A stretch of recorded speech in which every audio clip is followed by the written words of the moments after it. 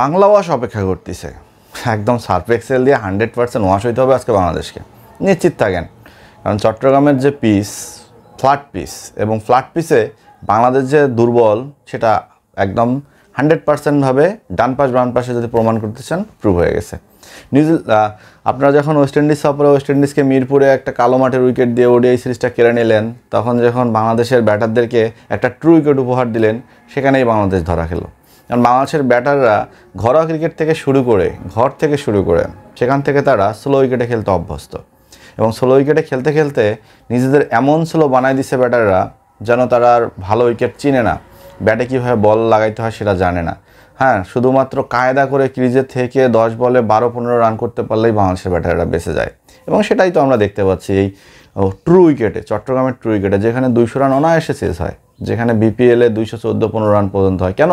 বিদেশি ব্যাটাররাই কিন্তু এই রানগুলো করে, বাংলাদেশি ব্যাটাররা করে না, এটা আপনারা জানেন।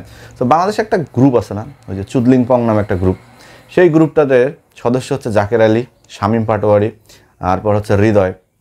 এই 3 জন ব্যাটারকে নিয়ে যদি বাংলাদেশ বিশ্বকাপের প্ল্যান করে, টি-20 বিশ্বকাপের প্ল্যান করে, তাহলে বাংলাদেশ দলের মিডল অর্ডারের ভরাডুবি আপনাকে আমি 100% গ্যারান্টি দিয়ে বললাম।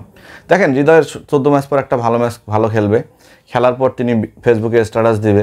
জাকের আলী অনেকের পরিবার থেকে স্ট্যাটাস দিবে, সুইনগাম বাবা। শামীম পাটোয়ারি তিনি নাকি একদম মোল্লা, তিনি যেখানে তার কোনো দায়িত্ববোধ নাই, যাবে ব্যাট চালাবে, আসবে, ভয় ডরহীন খেলবে, তরুণ, আপনারাই বলছেন সবাই, তো সেখানে আসবে আর যাবে। তাদের দ্বারাই ভাই ক্রিকেটটা আসলে টি-20 ক্রিকেট সম্ভব না। কারণ এই যুগে এসে এই ধরনের ক্রিকেট, আপনারা দেখেন সেকেন্ড ম্যাচটা কিন্তু আমরা এই যে জিতে যাই, বলে রান ছিল, তানজিদ তামিম একটা ভিত করে দিয়ে গেছে। সেখান থেকে জাকের আলী অনেক 17 বলে এমন একটা ধীরগতির ইনিংস খেললো এই মাঠে, যেটা ভাই আর লজ্জা ছাড়া আপনাকে কখনো প্রশান্তি বা সুস্থ কিছু দিবে না। তো সেটা গেল। এরপর যদি আপনারা আসেন হৃদয়ের কথা, ট্রু উইকেটে এসে হৃদয় এমনভাবে আউট হয়ে গেল, মনে হয় যে ভাই খুব তাড়া। আমার তো মনে হয় এই 3 জন ফিক্সিং করছে কিনা সন্দেহ লাগে, কারণ এদের দ্বারায় টি-20তে মিডল অর্ডার কোনোভাবেই সম্ভব হচ্ছে না। অনেক বছর হয়ে গেল, কিন্তু তারপরও বিসিবি তাদের উপর কেন ভরসা রাখতেছে? কারণ হচ্ছে সিন্ডিকেট। বাংলাদেশ টিমে ভালো মানে একটা সিন্ডিকেট ঢুকে গেছে, মানে কার চয়েসে কোন ক্রিকেটার আছে, কোন কোচের কোন ক্রিকেটার পছন্দ, তাদেরকেই একাদশে খেলাইতে হবে। এছাড়া ট্রু ক্রিকেটারদের একাদশে খেলানো যাবে না, যেটার ভুক্তভোগী নুরুল হাসান সোহান। তাই নুরুল হাসান সোহানকে এক প্রকার কিন্তু আমরা মানববন্ধন করেই দলে নিয়েছি, সবাই আন্দোলন করেই দলে নিয়েছি, অথচ সেই নুরুল হাসান সোহানই কিন্তু দলের বাইরে। হ্যাঁ, ব্যাপারটাকে হাস্যকর মনে হইতেছে, মনে হইলো এটাই সত্যি। কারণ নুরুল হাসান সোহামকে ট্রুলিভাবে বাংলাদেশ টিমের কোনো কোচই পছন্দ করে না, এ কারণেই তাকে দলেও নেয়নি। সো বাংলাদেশ দলের যদি সিন্ডিকেটটা না কাটে, তাহলে বাংলাদেশ দল যদি এমনই চলতে থাকে, আপনার বিসিসি সভাপতি বলতেছেন যে বাংলাদেশ ক্রিকেট বোর্ড থেকে দুর্নীতি হটাচ্ছি, বাংলাদেশ ক্রিকেট বোর্ডের সব কাজ করতেছি, তো আপনার ঘরের মধ্যে যে সিন্ডিকেটটা আছে এটাকে আপনি এখনও ভাঙতে পারতেছেন না। এটাই আসলে বড় ব্যর্থতা। মাঝখানে শুনলাম আশরাফুলকে প্রপোজাল দেওয়া হয়েছে ব্যাটিং কোচের জন্য।